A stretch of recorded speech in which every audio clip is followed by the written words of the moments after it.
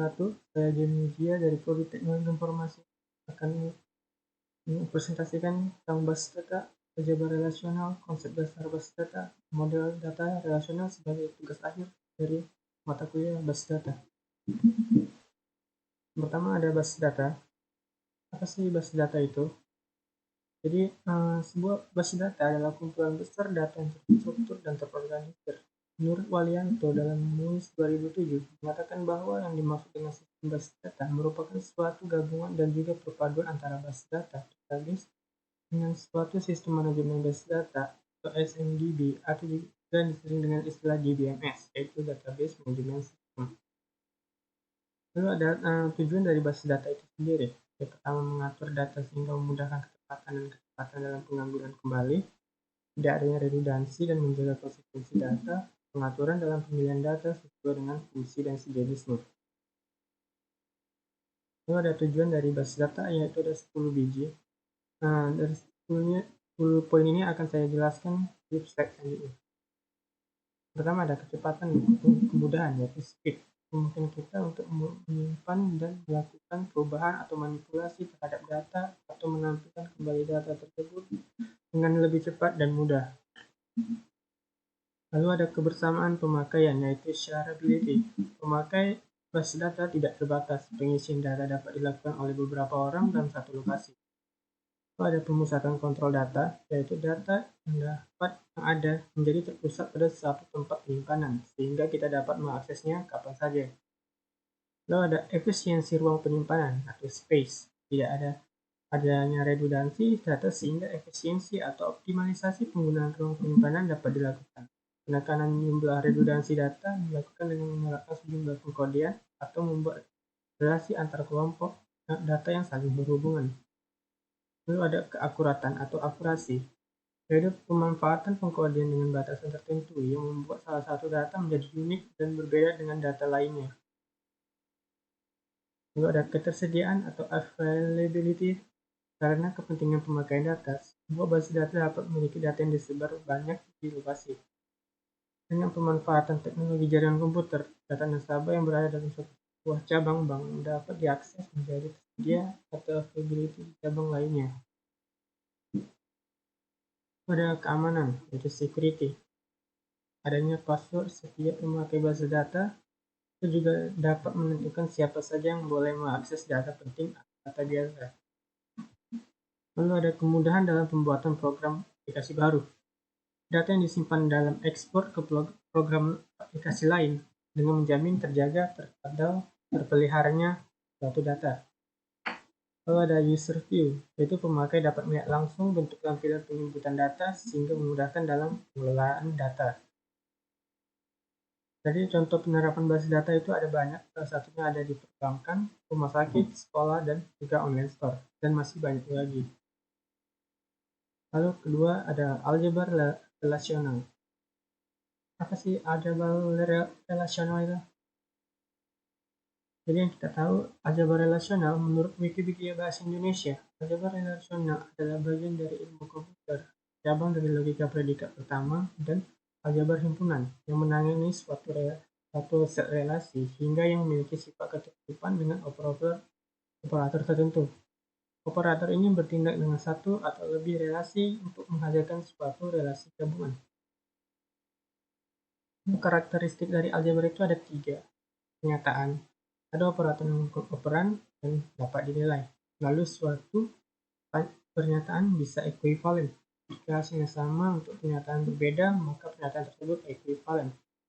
Lalu ketiga, ada nilai dari pernyataan adalah independen terhadap konteksnya. Contohnya 5 ditambah 3 memiliki nilai yang sama dimanapun ia berada. Lalu ada klasifikasi operator aljabar relasional. Operasi pertama ada union, intersection. Union sendiri itu adalah gabungan, intersection adalah potongan, dan difference adalah perbedaan. Lalu ada operator merubah nama dengan simbol P atau row, operator menghapus, yaitu ada projection dan selection, operator kombinasi ada Cartesian, product, joins, dan masih banyak lagi. Operator operasi set, yang pertama bisa berupa union, intersection, atau difference. Operator operasi set hanya bisa diaplikasikan yang atributnya identik sama-sama atau sama-sama jumlah atributnya, sama namanya, dan sama domainnya. Ini adalah contoh dari union, yang dimana data dari tabel student dan tabel CS nih, tabel master itu tidak duplikat. Ada perpotongan antara tabel CS dan juga tabel master, menghasilkan Edgar dan Rossi. Dan ini adalah difference-nya dari perbedaan kedua CS dan juga master. Lalu ini adalah untuk merubah nama. Operator ini merubah nama dari satu atau lebih atribut. Operator ini merubah skema, bukan anggota relasinya. Seperti dari tabel father child menjadi parent child. Lalu ada operator projection dan selection. Selection itu dikomposisikan sebagai horizontal dan projection itu dijadikan sebagai vertikal. Contohnya seperti ini. Untuk cara vertikal, dari contoh projection ada jadi tabelnya vertikal, dan selection menjadi horizontal. Lalu ada konsep dasar basis data. Sama data, kita harus tahu dulu. Data itu mempresentasikan fakta yang bisa disimpan. Data diorganisir ke dalam bentuk elemen, data atau field, rekaman atau record, dan berkas atau file. Elemen data adalah satuan data terkecil yang tidak dapat dipecah lagi menjadi unit yang lebih bermakna. Lalu ada record, merupakan gabungan sejumlah elemen data yang baik, dan juga file adalah himpunan record yang bertipe sama. Ini adalah hierarki data di mana sistem basis data mempunyai turunannya itu basis data, lalu ada file tabel, record, file, field, byte, dan bin. Selanjutnya ada file pada basis data itu terbagi jadi 5. Ada file induk, transaksi, laporan, sejarah, dan window. Dan ini akan saya jelaskan di slide selanjutnya. Yaitu ada file master atau file induk adalah acuan, lalu file induk acuan reference master file, yaitu file induk yang recordnya relatif statis, jarang berubah nilainya, seperti file gaji. Lalu ada file induk dinamis atau dynamic master file, yaitu file induk yang nilai dari recordnya sering berubah-ubah sebagai hasil dari suatu transaksi. Contohnya file induk barang yang setiap update bila terdapat penambahan barang baru atau penambahan stok.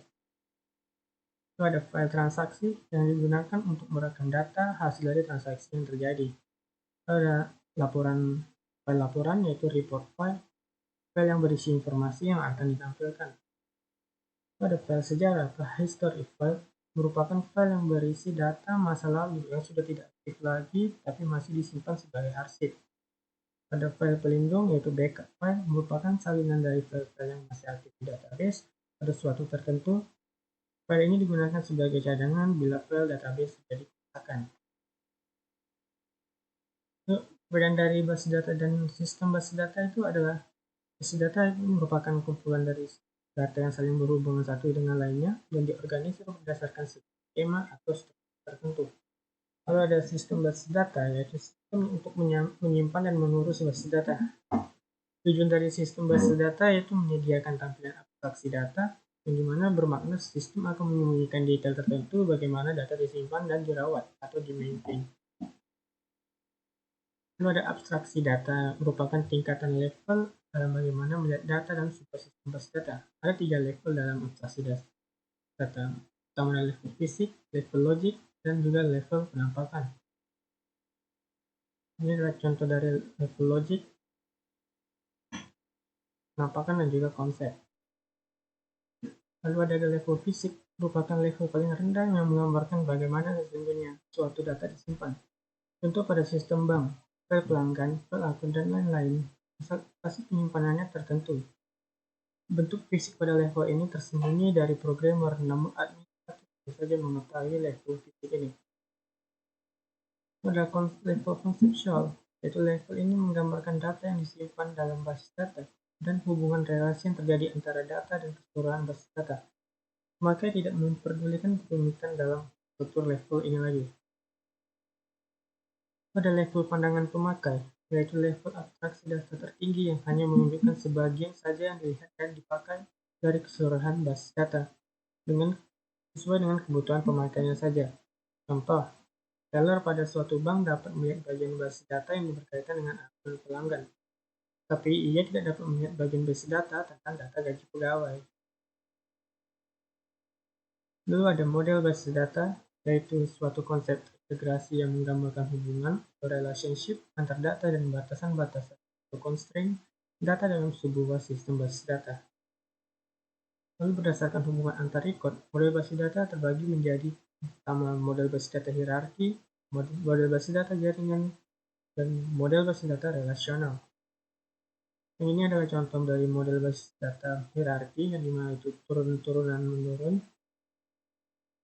Lalu ada model basis data jaringan, seperti ini.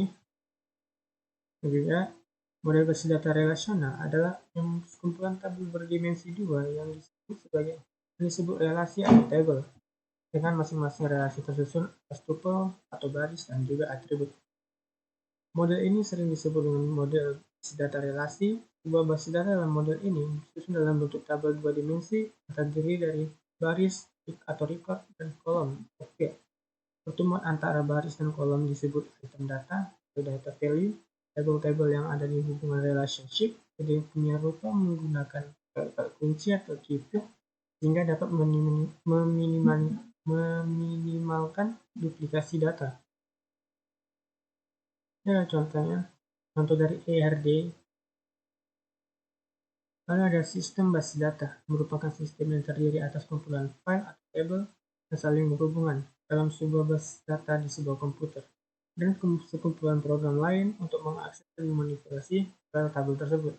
Lalu ada DBMS atau Database Management System, adalah paket perangkat lunak yang dirancang untuk melakukan penyimpanan dan pengaturan basis data.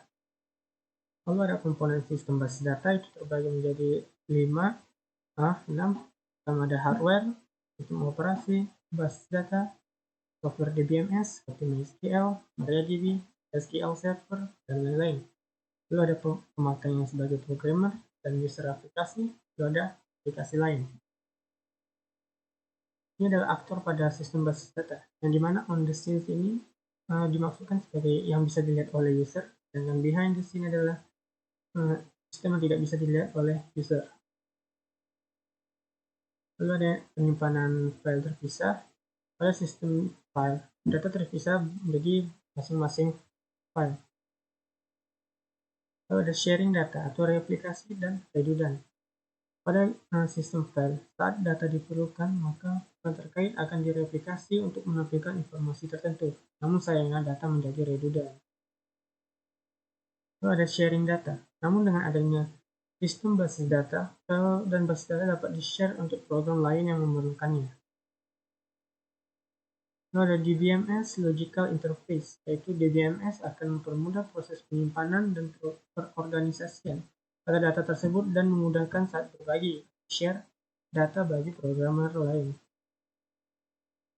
DBMS juga menyediakan lingkungan yang lebih sederhana untuk mengakses dan memaintain atau merawat basis data bagi programmer dan juga penggunanya.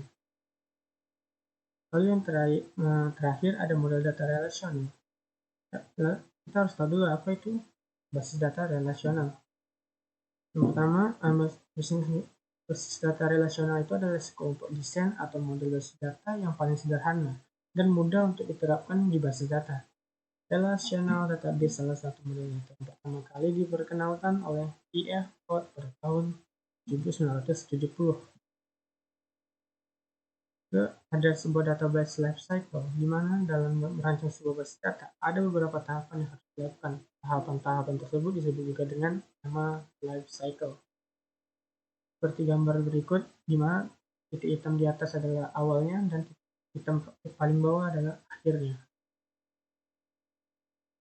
Lalu dari step-step yang gambar barusan ada sebuah dari step pertama itu dinamakan requirement analysis, yaitu analisis keperluan, di mana identifikasi keperluan suatu basis data dimulai dari wawancara pengguna yang akan mengisikan spesifikasi keperluan. Spesifikasi tersebut seperti apa saja data yang terlibat dalam proses bisnis, hubungan antar data tersebut, platform software untuk mengimplementasikan dari basis datanya.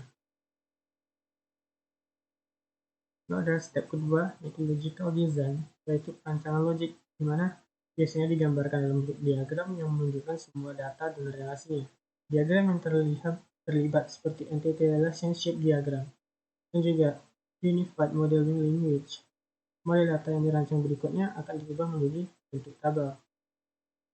Lalu ada step 2A, yaitu conceptual data modeling, yaitu pemodelan data konseptual, di mana keperluan yang telah dianalisis akan dimodelkan dengan diagram seperti IRD atau WML. Pendekatan dengan menggunakan diagram ini diharapkan dapat menangkap keperluan data dalam bentuk yang sederhana dan bermakna baik bagi perancang basis data maupun bagi programmer dan penggunanya. Nah, ini adalah contoh dari IRD-nya. Lalu ada view integration, yaitu penggabungan pandangan. Jadi ketika suatu perancangan masalah yang kompleks dan melibatkan lebih dari satu orang, maka akan ada pandangan atau view terhadap data dan relasinya, sehingga muncul ketidakkonsistenan akibat perbedaan persepsi. Untuk menghindari redundansi dan ketidakkonsistenan para model, maka setiap pandangan ini perlu dirasionalisasikan dan digabungkan menjadi satu pandangan yang sama. View integration melibatkan penghalusan pada IRD seperti identifikasi sinonim, agregat, dan generalization. Pada contoh berikut, pandangan IRD dari sisi produk dan customer digabungkan berdasarkan data yang sama untuk customer dan juga order. Ada step 2C, yaitu transfer to SQL table, yaitu perubahan dari model konseptual ke bentuk tabel SQL.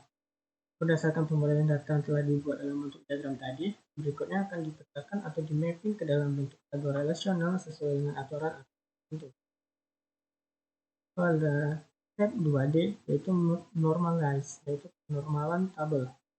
Normalan melibatkan proses untuk menentukan functional dependency atau FD dengan mempertimbangkan setiap atribut dan kunci pada tabel. Proses penormalan terdiri dari teknik-teknik tertentu yang berusaha untuk menghilangkan redundansi. Selama proses tersebut bisa saja men-split tabel yang ada. Lalu ada step ketiga, yaitu physical design, yaitu perancangan fisikal. Yang pertama melibatkan langkah-langkah seperti pemilihan indeks, access method, partitioning, dan juga data clustering. Tujuan langkah ini adalah mengoptimalisasi performa supaya lebih cepat dan efisien. Lalu ada database implementation, yaitu monitoring dan modification. Jadi saat perancangan telah selesai, data akan dibuat dengan menggunakan Data Definition Language atau DDL dari DBMS. Kemudian Data Manipulation Language (DML) akan digunakan untuk melakukan query dan memodifikasi basis data, juga membuat indeks dan constraint seperti referential integrity. Basis data yang sudah diimplementasikan akan dimonitor dan dilakukan modifikasi bila diperlukan. Itu selanjutnya ada model data dari relasional. Salah satu tahapan pada logical design adalah konseptual dan modeling. Suatu model logika basis data yang menggambarkan entitas dan relasi dalam bentuk tabel yang disebut dengan relasi. Suatu model basis data yang menggunakan tabel dua dimensi yang terdiri atas baris dan kolom adalah model dari basis data relasional. Selanjutnya ada entity relationship diagram atau IRD. Jadi IRD terdiri dari 4 simbol utama, yaitu kotak, segi panjang untuk entitas, elips untuk atribut, diamond untuk relasi, dan juga garis untuk penghubung. Saya akan menjelaskan selanjutnya dari masing-masing poin tersebut. Pertama ada entitas, adalah objek dalam dunia nyata berupa objek fisik seperti rumah, manusia, kendaraan, dan peralatan, dan lain-lainnya. Lalu ada objek konsep, yaitu pekerjaan, perusahaan, rencana, kasus, dan lain sebagainya. Lalu ada atribut yang berfungsi untuk mendeskripsikan karakteristik entitas atau relationship. Misal entiti pegawai memiliki atribut NIP, nama, alamat, nomor HP, dan lain-lain. Ini adalah contoh dari entitas yang juga atribut, di mana entitas yang mobil dan memiliki atribut nomor mesin, nomor plat, model, merek, harga, warna, dan juga tahun pembuatan. Ada juga varian dari entitas. Yang pertama itu ada entitas lemah atau weak entity yang berisi entitas yang kemunculannya tergantung pada eksistensi dalam sebuah relasi. Contoh, entitas orang tua pada relasi mahasiswa memerlukan orang tua memerlukan mahasiswa. Sedangkan entitas kuat atau strong entity, entitas yang berdiri sendiri, keberadaannya tidak tergantung pada entitas lain, seperti entitas mahasiswa, pegawai, buku, dan produk. Lalu ada entitas kuat dan entitas lemah, itu ada contohnya seperti ini, di mana seorang pegawai tidak akan punya tanggungan tidak akan bisa berdiri tanpa adanya pegawai, seperti itu. Nah, jenis atribut itu ada 5. Yang pertama ada atribut key, di mana atribut yang digunakan untuk membedakan data secara unik. Atribut simple, atribut ini bernilai tunggal, misal nama dan juga harga. Atribut multi-value, atribut yang memiliki sekelompok nilai yang banyak, misal kualitas dan juga hobi. Atribut composite, atribut yang masih dapat diuraikan lagi, misal alamat dan juga waktu. Lalu atribut derivatif, atribut yang dihasilkan dari turunan atribut lain, misal umur dari tanggal lahir. Dan ini adalah contoh dari atribut-atribut yang saya sebutkan tadi. Kalian bisa melihatnya. Ini adalah simbol-simbol PR, yang ada diagram, yang ada entity, relationship, atribut, entity, pada identifying relationship, pada entitas lemah, atribut key, atribut multi-value, atribut composite, dan juga atribut derivatif. Lalu ada 3 derajat relationship. Yang pertama ada unary, yaitu derajat 1, adalah sebuah relationship menghubungkan satu buah entitas saja. Contohnya seperti gambar ini. Jadi di gambar ini pegawai mengepalai pegawai lain. Relationship mengepalai hanya menghubungkan entitas pegawai. Lalu ada binary, derajat 2, adalah salah satu relationship yang menghubungkan 2 buah entitas. Keterangan dari gambar berikut adalah pegawai bekerja pada departemen. Sebuah relationship bekerja menggabungkan entitas pegawai dan juga departemen. Pada relationship ketiga yaitu ternary, yaitu derajat 3, adalah salah satu relationship menghubungkan 3 buah entitas. Keterangannya itu dari gambar di atas, pegawai pada kota tertentu mempunyai suatu proyek. Relationship bekerja menghubungkan entitas pegawai dan proyek dan juga kota. Lalu ada konektivitas atau kardinalitas yang menggambarkan beberapa jumlah entitas berrelasi dengan entitas lainnya. Ada 3 kardinalitas. Pertama ada one to one, one to many, dan many to many. Dan ini adalah kardinalitas relasinya, one to one, menghubungkan satu ke satu. Contohnya pegawai mengepalai departemen, satu pegawai mengepalai satu departemen. Lalu ada kardinalitas relasi kedua, to one to many, hubungan satu ke banyak. Nah, di mana satu departemen memiliki banyak pegawai. Lalu ada kardinalitas relasi menghubungkan banyak ke banyak. Sepertinya pegawai menyelesaikan banyak proyek.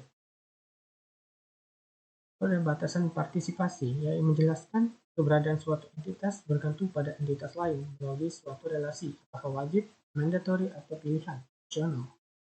Ada 2 tipe batasan partisipasi, yaitu participation atau partisipasi total atau mandatory, partial participation atau partisipasi sebagian, atau optional. Partisipasi total atau mandatory yaitu suatu entitas yang disebut berpartisipasi total jika keberadaan semua anggota pada entitas tersebut berrelasi dengan entitas lain. Contoh, entitas dosen keberadaannya tergantung pada entitas mata kuliah dan sebaliknya. Artinya, jika seorang dosen maka harus ada mata kuliah yang diajarkan, begitu pula sebaliknya. Kayak entitas mata kuliah, harus ada dosen yang mengajarkan mata kuliah tersebut. Lalu ada partisipasi sebagian, opsional. Jadi suatu entitas dikatakan berpartisipasi sebagian jika tidak semua anggota pada entitas tersebut akan berrelasi dengan entitas lain. Contoh, tidak semua dosen menjadi koordinator sesama dosen. Dan ini adalah garis 1 itu menggambarkan partial participation atau sebagian. Lalu ada total participation itu digambarkan dengan 2 garis. Jadi sekian dari presentasi yang bisa saya sampaikan. Lebih dan kurang, Assalamualaikum warahmatullahi wabarakatuh.